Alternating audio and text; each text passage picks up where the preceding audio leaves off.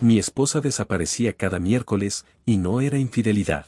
Historia completa. Durante meses pensé que estaba exagerando, que era paranoia, que era la inseguridad absurda de un hombre que no quería admitir que su matrimonio se estaba apagando. Pero no, había un patrón, un horario, una rutina clandestina que mi esposa repetía con precisión quirúrgica. Cada miércoles, a las 6:12 p.m., ella salía de casa, siempre con la misma excusa: voy a clase de Pilates, amor, no me esperes despierto. Era la frase exacta, las mismas palabras, dicho con el mismo tono amable, pero distante. Y siempre volvía cerca de las 10:40 p.m., cansada pero no sudada, con el cabello impecable, sin olor a ejercicio, sin una sola marca de esfuerzo. Yo quería creerle, de verdad.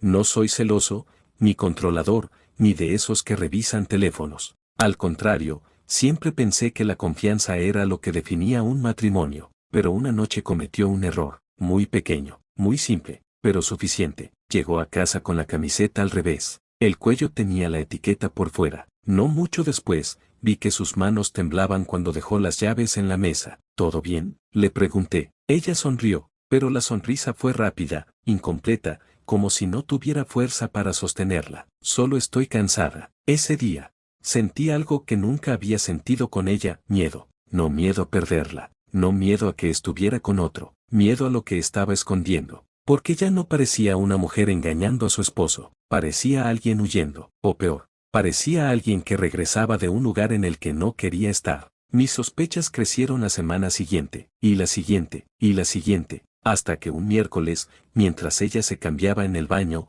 dejó el celular en el mueble del pasillo. Había una notificación, una sola, de un contacto sin nombre, solo una letra, D, y el mensaje: nos vemos hoy, ya sabes dónde. El estómago se me cayó, pero no por celos, sino porque ella, al salir del baño, vio que yo lo había notado. Por primera vez desde que la conozco, mi esposa se puso pálida, completamente blanca, como si la hubieran sorprendido cometiendo un crimen. No dijo nada, solo tomó el celular, lo guardó y repitió su frase de siempre: oye Pilates, no me esperes. Ese fue el día en que decidí seguirla, pero lo que encontré no tenía nada que ver con amoríos, mentiras de pareja o dobles vidas románticas. Lo que vi esa noche hizo que mi esposa no fuera la única que temblara, porque ella no iba a un gimnasio, ni a una casa, ni a un hotel. Iba a un edificio abandonado, oscuro, sin ventanas, sin letrero, y con autos estacionados afuera con las placas cubiertas. Y lo peor, no era la única entrando, había más personas, todas con la misma actitud,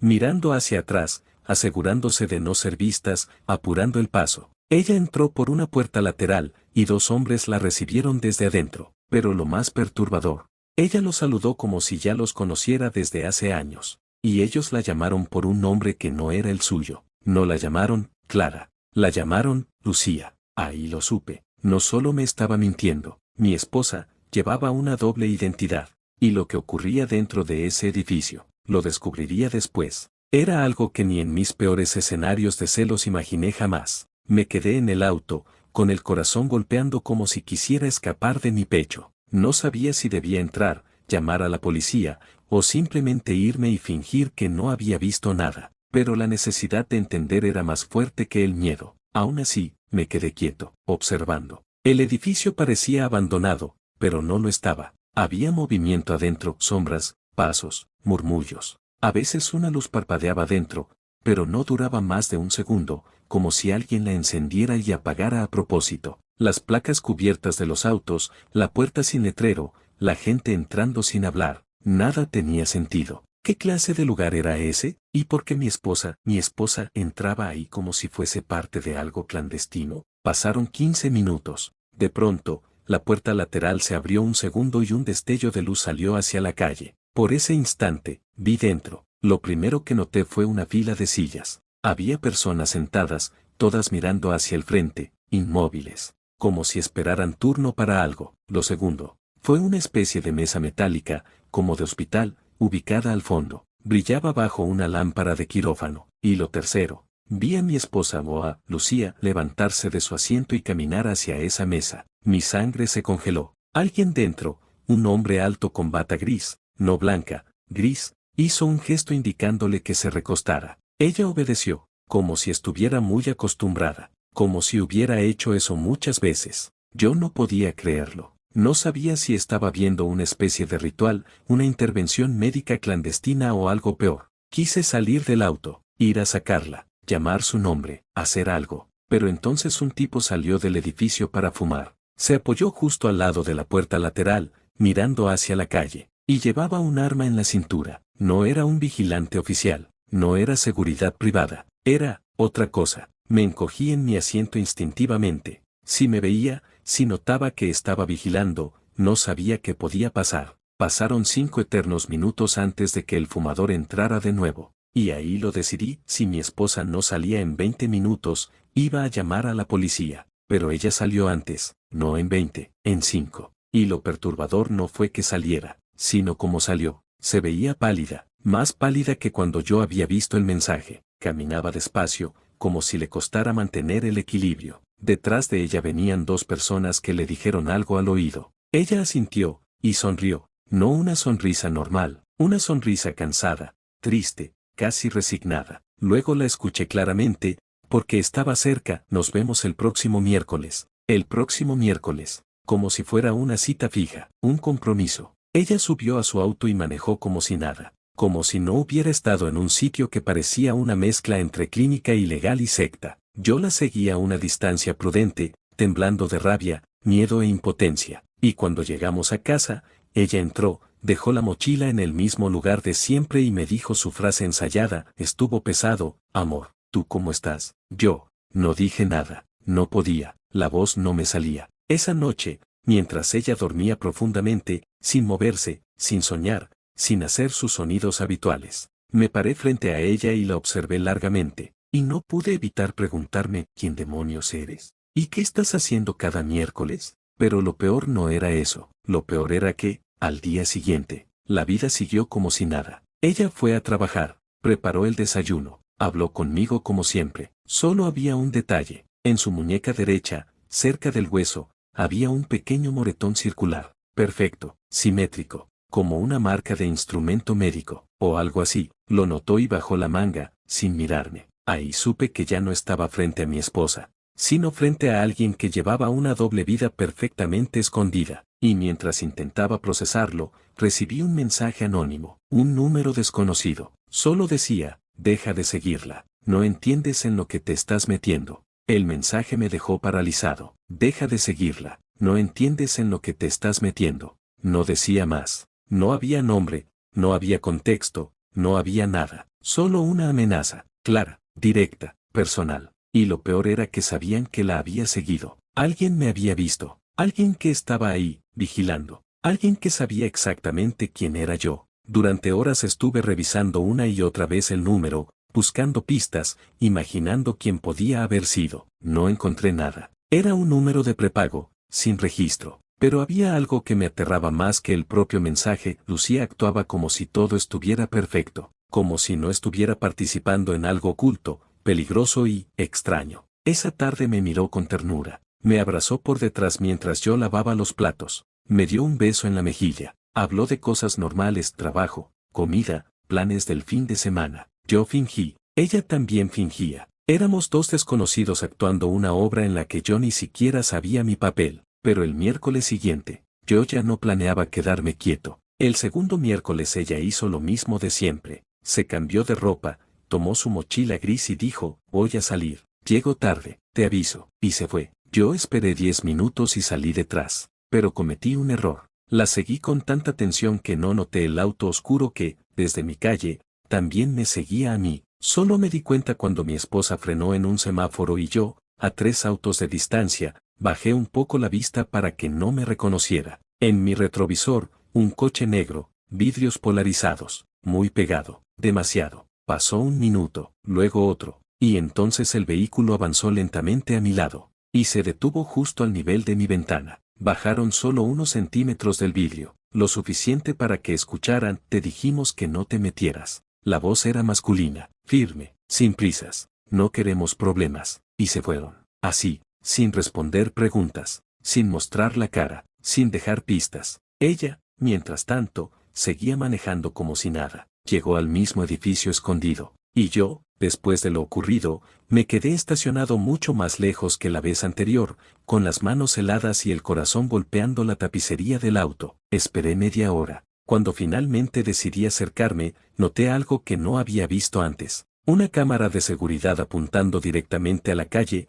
justo por donde había pasado la última vez. Y otra, y otra. No era un edificio cualquiera, no era un sitio improvisado. Era un lugar vigilado, protegido. Alguien estaba cuidando que nadie viera lo que hacían dentro. Esa noche, cuando ella se durmió profundamente, como siempre después de esos miércoles, hice algo que nunca pensé que haría, le revisé la mochila. Me sentía un monstruo, pero ya no podía más con las dudas. Dentro encontré una bata finísima, de un material raro, casi quirúrgico, guantes desechables, un frasco pequeño con líquido transparente, sin etiqueta, un documento doblado y un sobre cerrado con sellos oficiales. Ese sobre me heló la sangre, porque era del Ministerio de Salud, y decía, mayor que, programa de observación controlada, acceso restringido. Solo personal autorizado, Lucía. ¿Personal autorizado? ¿En qué? Abrí el documento doblado. No lo entendí del todo. Era técnico, lleno de términos médicos que nunca había visto. Algo sobre sesiones, evaluaciones, respuesta fisiológica y reporte semanal obligatorio. Pero una frase subrayada sí la entendí, mayor que, solo deben ser informados los directamente involucrados. Directamente involucrados. ¿Y yo? ¿No era su esposo? ¿No se supone que debía saber? Asterisco asterisco, lo peor no era lo extraño. Lo peor era lo familiar. Asterisco asterisco, al fondo del documento había una lista de nombres. Solo 3. El primero me dio escalofríos. El nombre de mi esposa, completo, pero no el que yo conocía. Ella nunca usaba sus 2 segundos nombres. Yo apenas recordaba que existían. Ahí estaban. Y eso solo significaba una cosa: ella llevaba años preparándose para esto. Años mintiéndome sin parar. Antes de guardar todo, encontré un papel más, una tarjeta. En la tarjeta había una frase impresa, en letras pequeñas, mayor que, lo que no recuerdas, igual te pertenece. Y por primera vez desde que empezó esta pesadilla,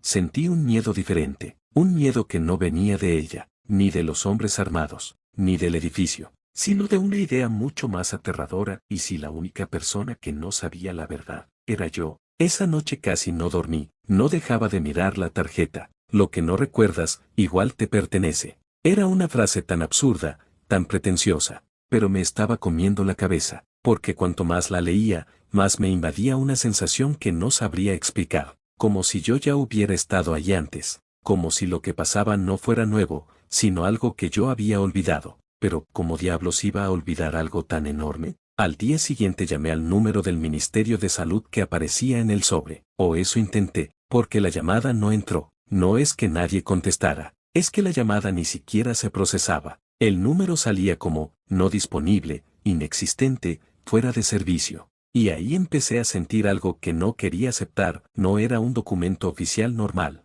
Era algo que no debía circular fuera de cierto grupo, y mi esposa lo tenía en su mochila. Esa tarde decidí confrontarla con algo suave, nada directo, solo tantear. ¿Qué hiciste hoy?, le pregunté. Lo de siempre, trabajo, reuniones, ya sabes. Pero yo sabía que era mentira, porque la había visto la víspera completamente en otra parte. Así que lancé una prueba sencilla. ¿Y no fuiste al laboratorio?, dije al azar. Ella se congeló por medio segundo, medio, no más. Pero para alguien que ya estaba paranoico como yo, fue suficiente. ¿Qué laboratorio?, dijo sonriendo, como si yo estuviera inventando cosas. Nada, nada. Me confundí, respondí, pero por dentro me estaba quemando. Su sonrisa no llegó a los ojos, no fue natural, fue una sonrisa de defensa, una sonrisa de alguien que sabe que la están observando. Esa misma noche, mientras ella se duchaba, hice algo peor que revisar su mochila. Intenté entrar a su teléfono. Sabía el patrón, o al menos creía que lo sabía,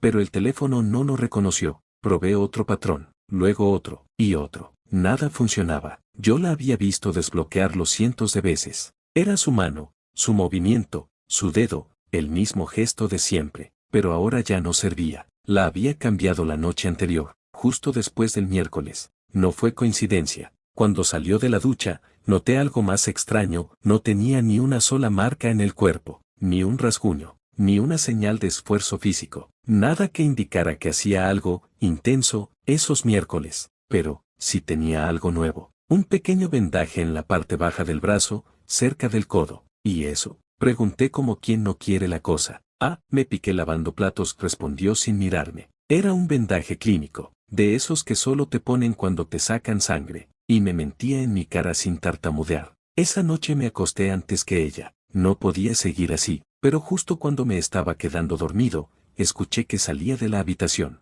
Pasos suaves hacia el salón. Abrió un cajón, luego otro, luego otro. Cuando regresó a la habitación, yo fingí estar dormido. Sentí su mano sobre mi pecho, su respiración cerca, como si quisiera asegurarse de algo, o confirmar algo, y entonces susurró algo muy bajo, tan bajo que pensé que lo había imaginado. Él no lo recuerda, todo va bien, y se acostó. Yo me quedé con los ojos abiertos, temblando, porque ahí entendí que no solo me estaba ocultando cosas, se estaba asegurando de que yo no recordara algo. A la mañana siguiente, revisé los documentos de la mochila de nuevo, esta vez, más despacio, y encontré algo que la noche anterior pasé por alto, una foto vieja. Yo aparecía en ella, más joven, con el cabello diferente, y con una bata casi idéntica a la que ella llevaba en la mochila. Detrás de mí, un cartel grande, en un edificio que no reconocí, pero sí reconocí la palabra en la parte superior, una palabra que no había visto desde la universidad, neurointervención, y debajo, más pequeño, unidad de observación 7. Luego, las fechas, mi fecha, mi foto, mi nombre completo, y una sola línea al final, mayor que, participante, nivel 3. Sesiones repetitivas aprobadas, participante. Yo, ¿en qué? ¿Por qué? ¿Y por qué diablos no recordaba nada? No era solo ella, no era solo un edificio raro, no era un amante, ni otro hombre, ni una doble vida. Había algo de mi propio pasado que estaba completamente borrado, algo que todos parecían saber, menos yo. Pasé todo el día con el estómago cerrado, la foto, la bata, la frase que me susurró mientras creía que dormía. Cada cosa era una grieta, y juntas ya parecían un abismo. Cuando llegó el siguiente miércoles, yo ya no era un esposo preocupado. Era alguien que quería respuestas, aunque dolieran. Sabía que se iría a las 6:40 p.m., como siempre. Sabía que se vestiría igual, que no me daría un beso, que saldría con la mochila que intentaba ocultar. Lo sabía porque lo había visto ya demasiadas veces. Pero ese miércoles, yo la iba a seguir. Ella salió puntual, y yo esperé 10 minutos antes de hacerlo, para que no sospechara. Tomé un taxi, le pedí al conductor que no se acercara demasiado. Pedí que siguiera el carro gris en silencio. Ella no miraba por el retrovisor, ni una vez. No parecía nerviosa, ni paranoica. Parecía alguien que ya llevaba años haciendo exactamente lo mismo. Pensé que iría al mismo edificio metálico de la vez anterior, pero no. Esa noche tomó una ruta diferente, más profunda en la ciudad, hacia un área industrial. Se detuvo en un estacionamiento casi vacío, bajó, llevaba la mochila, y entró a un edificio enorme, sin letrero, con ventanas polarizadas. A simple vista parecía una fábrica abandonada, pero a mí no me engañaba. Había seguridad, había cámaras, había luces encendidas en el interior. Era un sitio operativo, y muy activo. El taxi no podía seguir más. Me bajé lejos, fingiendo hacer una llamada, y caminé lentamente hacia la entrada. No quería entrar, solo quería escuchar, ver algo, pero lo que escuché fue peor de lo que imaginaba. Había una puerta lateral entreabierta, como una entrada de servicio. De ahí venían voces. Una era la suya, clarísima. La otra era la de un hombre, calmada, profesional. Me acerqué despacio, temblando. Querido o no, ese era el momento. Entonces escuché, él encontró la foto. Era la voz de mi esposa. Mi corazón se me fue a los pies. Luego el hombre respondió, era inevitable. El patrón se repite cada ciclo. Pero mientras no recupere la memoria completa, seguiremos operando. Mi respiración se cortó. Estaban hablando de mí, de mi memoria, como si yo fuera un paciente, un experimento, algo que tenía ciclos. Y ella preguntó, ¿cuánto tiempo más podemos sostenerlo sin que recuerde todo? El hombre suspiró, no lo sé, cada iteración dura menos, pero mientras él siga creyendo que esto es algo externo, estamos bien. Yo ya no sentía las piernas, no sabía si estaba despierto o soñando. Mi nombre, mi memoria, ciclos, iteraciones. ¿De qué demonios estaban hablando? Me eché un pasito hacia atrás, solo uno, pero el ruido del gravilla crujió bajo mi zapato, y en ese instante, ella dejó de hablar, silencio absoluto. Después escuché sus pasos apresurados, directos hacia la puerta. No tuve tiempo de esconderme. Ella abrió, y ahí quedé yo, congelado. Su esposo, con la cara completamente desencajada. Ella no se sorprendió, no se asustó, no gritó, solo me miró con una mezcla extraña de resignación y cariño triste, como alguien que ya había vivido eso antes. Amor, no tendrías que estar aquí, lo dijo con una dulzura que me dolió más que cualquier grito. Yo estaba tan confundido que solo pude decir, ¿qué es esto? ¿Qué están haciendo conmigo? Ella intentó tocarme,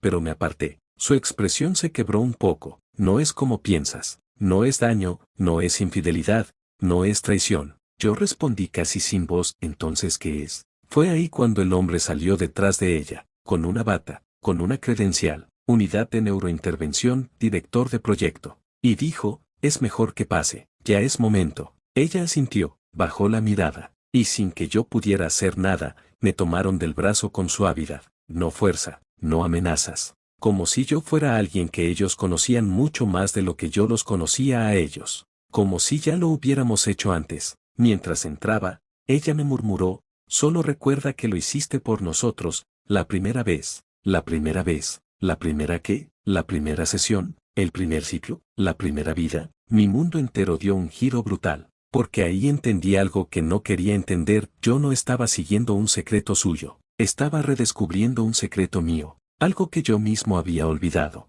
algo que me habían hecho olvidar. Me llevaron por un pasillo largo, iluminado con luz blanca, casi hospitalaria. El ambiente olía a desinfectante, metal y algo que no supe identificar. Un olor que despertaba en mí una sensación incómodamente familiar, como si ya hubiese estado allí antes, como si mi cuerpo recordara lo que mi mente no. Entramos a una sala circular, llena de pantallas, monitores, expedientes apilados y una camilla en el centro. Mi esposa caminó detrás de mí, guardando silencio, como si temiera que una palabra mía pudiera quebrarla. El hombre de la bata se puso unos guantes. Hay límites para cuánto podemos ocultar, incluso con las intervenciones. Y tú ya los alcanzaste. Yo respiraba rápido. Sentía el corazón golpeándome las costillas. ¿Intervenciones de qué? ¿De qué diablos hablan? ¿Qué me hicieron? El hombre me observó con una mezcla de compasión y profesionalismo. Cada miércoles, tu esposa viene para participar en la estabilización de tu memoria episódica. Lo hace por tu seguridad,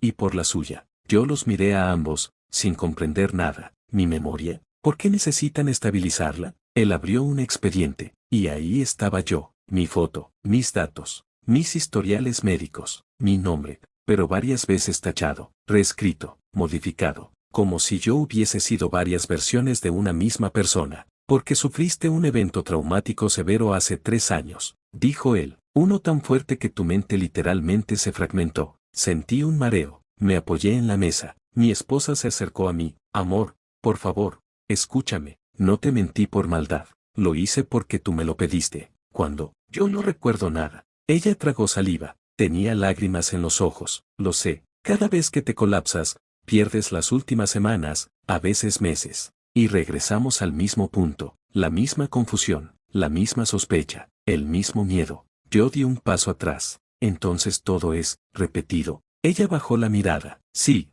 el doctor continuó, una y otra vez descubres la foto, te obsesionas, la sigues, llegas aquí, y volvemos a empezar. Mi voz tembló. ¿Y por qué una foto? ¿Por qué una fotografía mía durmiendo me detona todo esto? Mi esposa respiró hondo, porque esa foto no fue tomada por mí, mi sangre se heló. Entonces, ¿por quién? Ella me sostuvo la mirada, una mirada cargada de miedo verdadero. Por ti mismo. Silencio, total, asfixiante. ¿Qué? ¿Cómo que por mí? El doctor intervino. Antes del trauma, desarrollaste episodios de disociación severa. Te vigilabas, te grababas y te fotografiabas mientras dormías, tratando de encontrar pruebas de que no estabas solo en tu propia cabeza. Punto. Tragué saliva. Mi cuerpo se tensó. Un recuerdo fugaz cruzó por mi mente. Una cámara vieja, mi respiración agitada, la sensación paranoica de ser observado, pero no por alguien externo, sino por mí mismo. La foto es un detonante porque representa el punto exacto donde empezó tu fractura psicológica,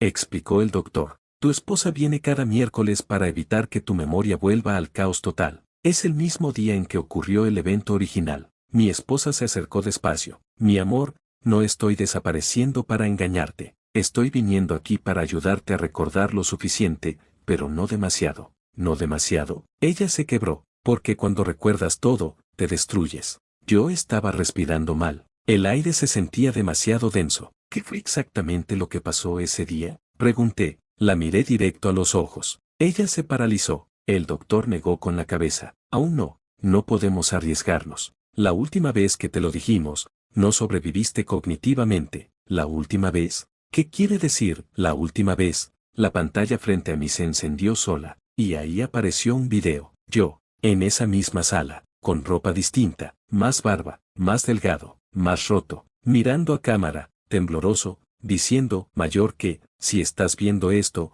es porque volviste a romperte. Por favor, hazles caso. No busques la verdad entera, no la quieres. El yo del video se llevó las manos a la cabeza. Mayor que, no importa cuántas veces intentemos reconstruirnos, no importa cuántas vidas vivamos, cada vez que lo descubres todo, te pierdes a ti mismo. Mi esposa, en el video, lloraba al fondo. Yo retrocedí horrorizado. El yo del video se acercó a la cámara, con la mirada completamente perdida. Mayor que, la verdad no te hará libre, te va a destruir otra vez. La pantalla se apagó. Mi esposa, temblando, me dijo, esta ya es tu séptima versión. Sentí que el suelo se abría bajo mis pies. 7 vidas, 7 memorias, 7 intentos. Ella se acercó, desesperada, sosteniéndome el rostro. Y no quiero perderte otra vez. Por favor, no sigas.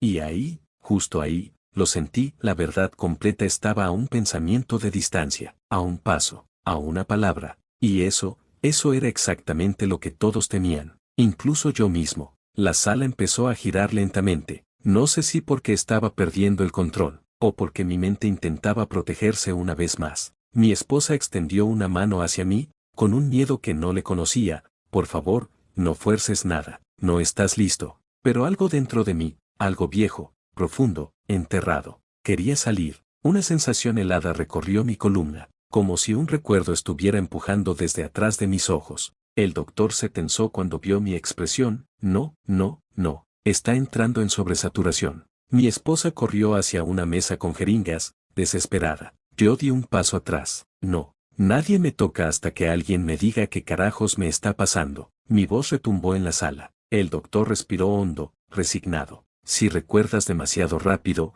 puedes fragmentarte por completo otra vez. Ya lo hemos visto. Yo lo apunté con el dedo, temblando, ya lo sé, pero prefiero morir como una sola persona, que vivir como 7. Mi esposa se desplomó en una silla, llorando. No digas eso, pero yo ya estaba cruzando una línea invisible. Un zumbido comenzó en mis oídos, un sonido metálico, familiar, doloroso, y entonces, llegó. Un pequeño relámpago dentro de mi memoria, un recuerdo que no pedí, que no quería, pero que regresó igual. De pronto, estaba ahí, en otro lugar, en otra sala, con otra ropa, un flash, yo discutiendo con alguien, gritando, desesperado. Veo manos, veo luces rojas, veo sangre, mía, de otro, un golpe seco, un cuerpo cayendo, el sonido de vidrio rompiéndose, después, silencio. Un silencio tan absoluto que apenas podía respirar. Vuelvo al presente jadeando, sudando frío. Mi esposa corrió hacia mí. ¿Qué recordaste? Dímelo.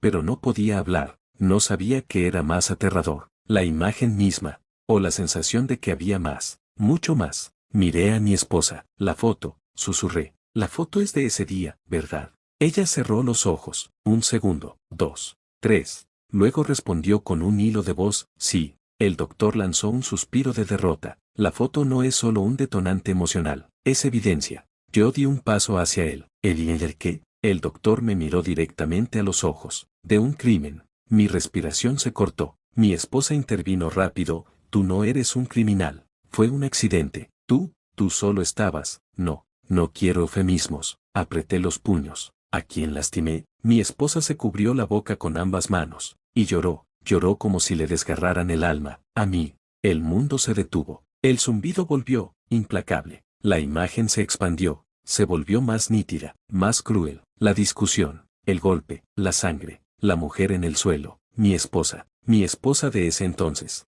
la versión antigua de ella, y yo con los ojos perdidos, como si no fuera yo, como si fuera otro, un yo, roto. Ese día, durante tu episodio, empujaste a tu esposa. Cayó contra la mesa, se golpeó la cabeza, entró en coma durante horas. Mi garganta ardía, mi estómago se retorció, sentí ganas de vomitar. Mi esposa extendió una mano hacia mí, desesperada. No fue tu culpa. Tú estabas enfermo, estabas disociado, ni siquiera sabías quién eras en ese momento. Jamás me hiciste daño a propósito. Pero yo di un paso atrás. No, no puede ser, por eso borramos tus recuerdos una y otra vez. Continuó el doctor. Porque cuando lo recuerdas completo, pierdes la voluntad de vivir. Mi esposa cayó de rodillas frente a mí. Amor, yo sobreviví, te perdoné, te elegí, te sigo eligiendo, incluso cuando tú ya no puedes elegirte a ti mismo. ¿Por qué cada miércoles? Pregunté con la voz rota. Ella levantó la cabeza. Porque los miércoles fue cuando me empujaste.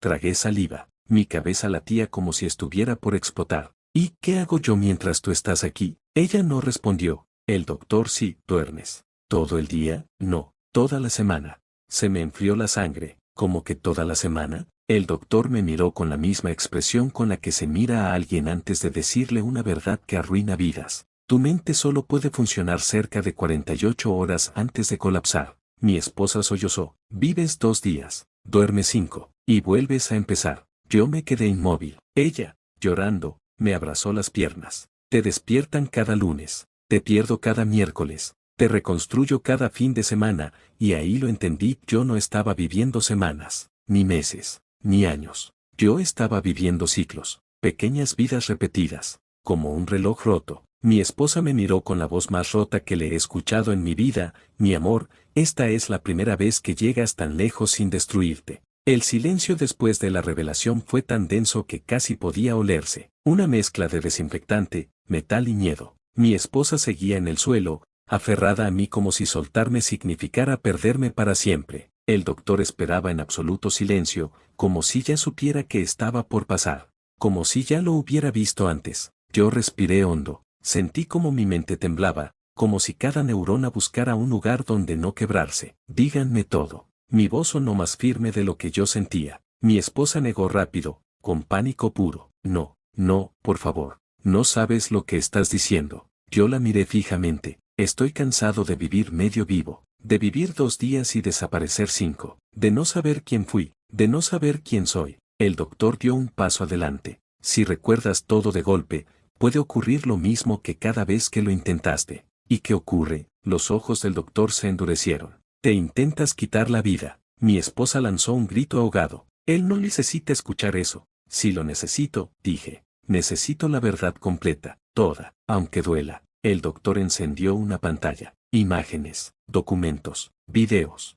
Yo, mi esposa. Un hogar más cálido y feliz del que podía recordar. Luego las discusiones, el deterioro. La enfermedad mental avanzando sin tratamiento, los episodios, las disociaciones, yo dejando de reconocerla, de reconocerme, de saber dónde estaba, hasta llegar al día, el día del accidente, yo, fuera de mí, ella intentando calmarme, yo empujándola sin intención, ella cayendo, el golpe seco, la sangre, mi corazón se encogió tanto que sentí un dolor físico. Sobreviví, dijo ella entre lágrimas, y jamás te culpé, ni un segundo. El doctor continuó, después te hundiste en una culpa insoportable. Perdiste la cordura casi por completo. Los recuerdos recientes se fragmentaron. Las semanas se mezclaban. Tu cerebro simplemente colapsó. Empezaste a pensar que merecías morir, que tu esposa estaba muerta, que tú la habías matado. Tragué saliva, temblando. ¿Y qué pasó después, conmigo? El doctor bajó la mirada. Intentaste suicidarte 5 veces.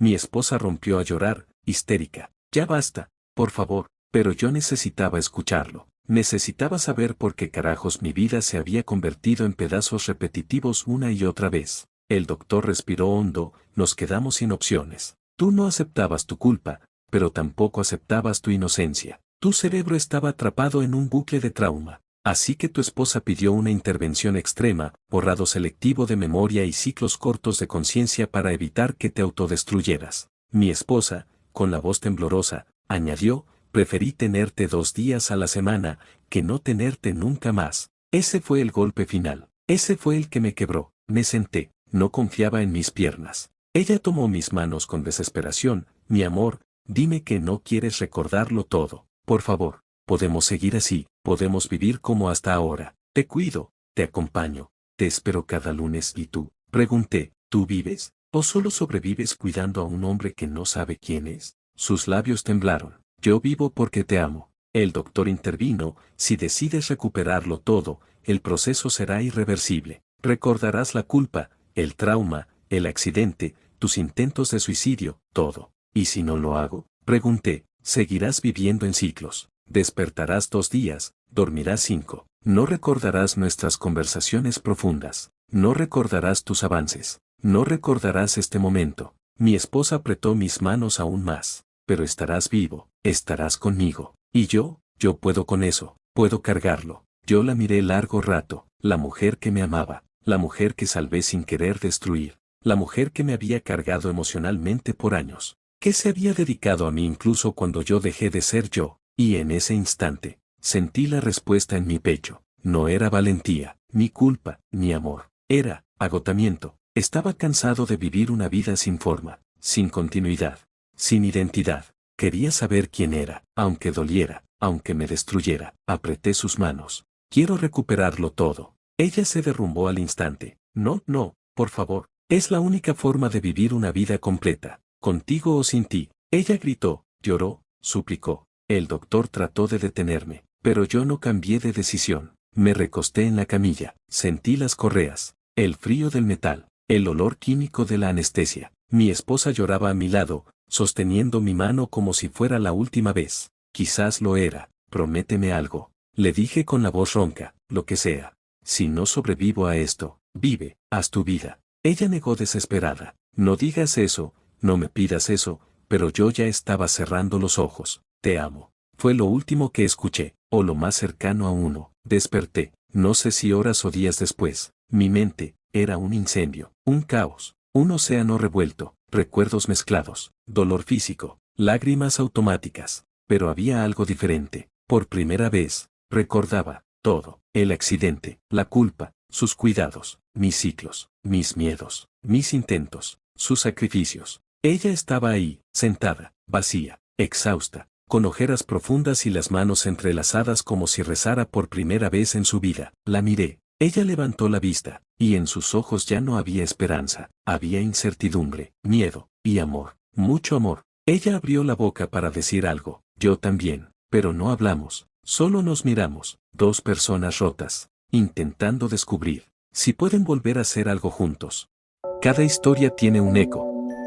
¿Escuchaste el tuyo? Dale a like, comenta, comparte y suscríbete y acompáñame en los próximos relatos.